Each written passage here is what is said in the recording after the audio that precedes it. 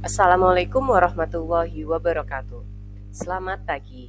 Hari ini bersama Bu Nova kita akan belajar prosedur administrasi. Mengapa kita harus melakukan prosedur administrasi? Prosedur administrasi di dapur melibatkan serangkaian langkah dan proses yang harus diikuti untuk memastikan kelancaran operasional, efisiensi, dan pengelolaan sumber daya dengan baik. Apa-apa saja yang harus kita pelajari dalam melakukan prosedur administrasi? Yang pertama, ada perencanaan menu dan produksi. Dalam perencanaan menu dan produksi, kita yang pertama lakukan adalah penentuan menu. Merencanakan menu harian, mingguan, atau bulanan sesuai dengan kebutuhan operasional dan preferensi pelanggan. Yang kedua, perlu kita lakukan estimasi produksi, yaitu menentukan jumlah bahan makanan yang dibutuhkan berdasarkan perkiraan jumlah tamu atau pelanggan. Yang ketiga adalah pengelolaan resep. Mengatur dan menyimpan resep standar yang digunakan untuk produksi agar konsistensi kualitas terjaga. Berikutnya yang akan kita pelajari dari melakukan administrasi adalah pengadaan dan pengelolaan bahan baku. Apa saja yang akan kita lakukan dalam proses ini? Ada 3 hal. Yang pertama, pengadaan bahan. Dimulai dari membuat daftar bahan yang diperlukan, mengajukan pesanan kepada pemasok, dan memeriksa kualitas serta kuantitas bahan yang diterima. Langkah yang kedua yang bisa kita lakukan adalah terkait dengan penyimpanan bahan baku yang telah kita adakan. Menyusun bahan baku dengan sistem first in, first out atau FIFO atau first expired, first out atau FIFO untuk menghindari pemborosan dan kerusakan bahan. Langkah yang ketiga adalah inventarisasi bahan. Apa yang kita lakukan dalam langkah yang ketiga ini? Kita melakukan pencatatan stok bahan baku secara teratur untuk memonitor ketersediaan dan memastikan pengelolaan yang efisien. Setelah dua kegiatan tersebut, maka pengelolaan keuangan menjadi sebuah kegiatan yang ketiga dalam melakukan administrasi di dapur. Yang pertama, pembuatan anggaran.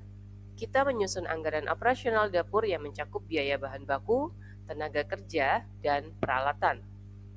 Kedua, kita melakukan perhitungan harga pokok produksi atau HPP. Kita menentukan biaya produksi per unit makanan untuk memastikan harga jual yang menguntungkan. Dan yang ketiga, kita melakukan pelaporan keuangan, membuat laporan keuangan secara berkala untuk mengetahui pengeluaran dan pemasukan dapur. Setelah melakukan pengelolaan keuangan, maka langkah selanjutnya adalah melakukan manajemen tenaga kerja. Apa saja yang dilakukan? Yang pertama, penjadwalan karyawan. Mengatur jadwal kerja karyawan dapur untuk memastikan jumlah tenaga kerja cukup untuk kebutuhan produksi. Yang kedua, dilakukan pelatihan karyawan.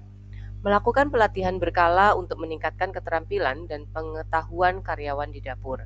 Dan yang ketiga, yang perlu dilakukan adalah evaluasi kinerja.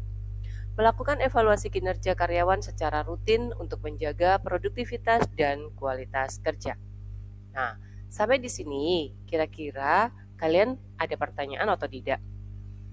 Jika kalian ada pertanyaan, maka silakan tulis di kolom komentar dan nanti kita akan diskusikan bersama-sama. Oke, kita lanjutkan materi yang selanjutnya. Kita perlu melakukan pengelolaan kebersihan dan kesehatan, di mana prosedur kebersihan dimulai dari mengatur jadwal pembersihan dapur, peralatan dan area kerja secara rutin untuk menjaga kebersihan dan mencegah kontaminasi. Sertifikasi kesehatan perlu untuk memastikan bahwa setiap staf dapur memiliki sertifikat kesehatan yang sah dan mematuhi peraturan keamanan pangan. Dan yang terakhir, perlu dilakukan yang namanya satu kegiatan pengelolaan limbah. Mengelola pembuangan limbah makanan dan sampah dapur dengan cara yang ramah lingkungan serta sesuai dengan peraturan yang berlaku. Berikutnya, kita akan belajar tentang pengendalian kualitas. Langkah yang kita lakukan dalam proses pengendalian kualitas dimulai dari yang pertama, yaitu pengawasan produksi. Memastikan setiap tahap proses produksi makanan sesuai dengan standar kualitas yang telah ditetapkan. Lalu kita lakukan uji cita rasa, di mana melakukan uji coba makanan sebelum disajikan untuk memastikan rasa, tekstur, dan tampilan makanan sesuai standar. Dan yang terakhir, pencatatan keluhan pelanggan. Mendokumentasikan dan menindaklanjuti setiap keluhan atau masukan dari pelanggan untuk perbaikan layanan, sehingga pelanggan merasa puas dan akan datang kembali untuk memesan di tempat kita. Reminder untuk kita semua. Prosedur administrasi ini membantu dapur beroperasi secara efisien, mengontrol biaya, memastikan kualitas produk, dan menjaga kepuasan pelanggan. Sampai di sini belajar kita tentang apa tadi? Melakukan prosedur administrasi. Sampai bertemu lagi di lain kesempatan dan semangat untuk selalu belajar.